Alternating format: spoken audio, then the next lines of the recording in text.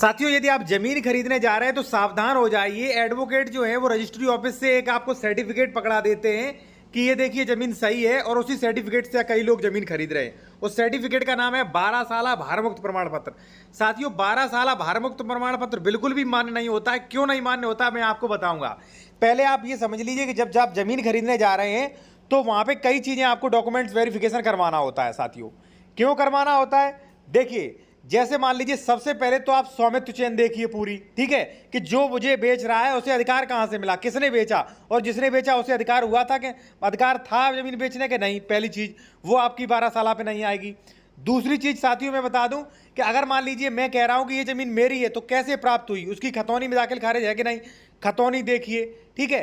अब खतौनी की प्रविष्टियां खतौनी से देखिए आप, 12 साल में नहीं आएगी। जैसे मान लीजिए खतौनी पे कई प्रविष्टियां होती हैं, ये जमीन किस श्रेणी की है, क्योंकि कई प्रकार की श्रेणी की जमीन होती है, प्रत्येक श्रेणी की जमीन बेची नहीं जा सकती है, ठीक है। असंक्रमणी जमीन है कि संक्रमणी है, खातेदार का वर्ग क्या है, कितने सह खातेदारक हैं, इसका कौन सा घाटा है, घाटा मिंजमला नंबर है कैसा है, धारा 116 117 की कार्रवाई हो चुकी थी कि नहीं, ठीक है, इसका कितना क्षेत्रफल है, दाखिल खारिज का आदेश, कोई निरस्ती का आदेश तो नहीं चढ़ा है। ये सारी चीजें तो आपकी 12 साल पे आती नहीं है, ठीक है। तो 12 साल देखकर आप मान लीजिए भारमुक्त प्रमाण पत्र देखकर आप जमीन क्यों खरीद रहे हैं? अब देखिए, एडवोकेट के पास आप जाते हैं, एडवोकेट इतने बिजी होते हैं वो कि उन्हें केवल और केवल आपकी रजिस्ट्री लिखनी होती है और आपसे पैसा लेना होता है। वो आपकी डॉक्यूमेंट्स चेक करने के लिए 1-2 घंटा समय नहीं देते हैं वो आपके लिए, ठीक है। अब मैं आपको बताऊंगा कि 12 साल भारमुक्त प्रमाण पत्र जो रजिस्ट्री ऑफिस द्वारा निर्गत किया जाता है वो मान्य क्यों नहीं होता है। एक चीज और साथियों, यदि आप कोई कानूनी सलाह लेना चाहते हैं जमीन से संबंधित, या अपना कोई डॉक्यूमेंट्स वेरिफिकेशन करवाना चाह रहे हैं, कोई उत्तर प्रदेश में जमीन खरीदे, डॉक्यूमेंट्स वेरिफिकेशन करवाना कि जमीन विवादित तो नहीं, डबल रजिस्ट्री तो नहीं, तो करवा सकते। कॉन्टैक्ट नंबर वीडियो के डिस्क्रिप्शन में दिया गया है। देखिए, भारमुक्त प्रमाण पत्र इसलिए गारंटी नहीं है जमीन सही है क्योंकि साथियों आप यहां पे देखिए, भारमुक्त प्रमाण की जो नीचे लाइन होती है वो मैंने यहां पे कट करके दिखाई है आपको। नोट, इस प्रमाण पत्र में के समस्त विवरण आवेदक द्वारा दिए गए संपत्ति के ब्यौरे के आधार पर ढूंढे गए।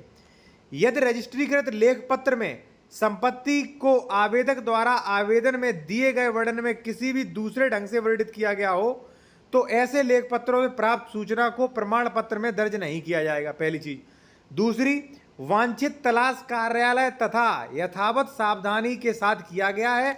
विभाग प्रमाण पत्र में शामिल सूचना के लिए उत्तरदायी नहीं होगा। वो लिख के देते हैं कोई भार नहीं। अगर जमीन की डबल रजिस्ट्री हुई, अंश से अधिक विक्रय हुआ है, इस पर कोई केस चल रहा होगा, इस पर कोई लोन है, तो भाई उनकी कोई जिम्मेदारी नहीं है, ठीक है। उसमें आप अपना दिमाग लगाइए या किसी अच्छे व्यक्ति से आप चेक करवाइए, ठीक है ना, समय लगेगा पूरा।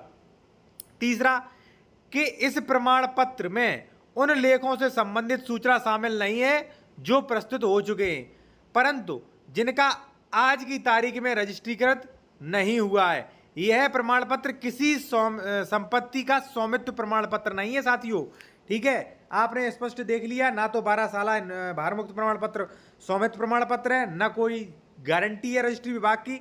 इसलिए मैं आपसे कह रहा हूं कि भाई अगर आप कोई जमीन खरीद रहे हो तो उनका डॉक्यूमेंट्स वेरिफिकेशन आप अच्छे से करवाइए, ठीक है। मैंने आपको कई चीजें बताई, ठीक है।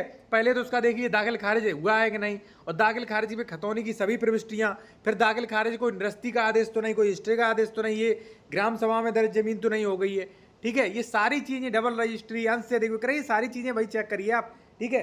बाकी आपका कोई लीगल क्वेश्चन है साथियों तो कॉन्टैक्ट नंबर हमारा वीडियो के डिस्क्रिप्शन में दिया गया है, आप लीगल एडवाइस ले सकते हैं कॉल बुक कराने के